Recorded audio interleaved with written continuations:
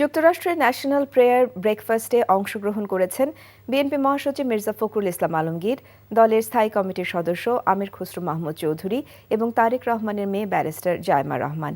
বৃহস্পতিবার স্থানীয় সময় সকাল 7টায় ওয়াশিংটন ডিসিতে যুক্তরাষ্ট্রের প্রেসিডেন্টের বাসভবন হোয়াইট হাউসে এ অনুষ্ঠান হয়।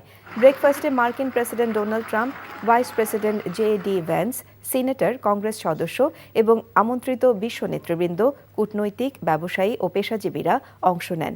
অনুষ্ঠানে বিএনপির ভারপ্রাপ্ত চেয়ারম্যান তারেক রহমান সহ দলের 3 জনকে আমন্ত্রণ জানানো হয়। তারেক রহমানের প্রতিনিধি হিসেবে ন্যাশনাল প্রেয়ার ব্রেকফাস্টে অংশ নেন তার মেয়ে ব্যারিস্টার জায়মা রহমান।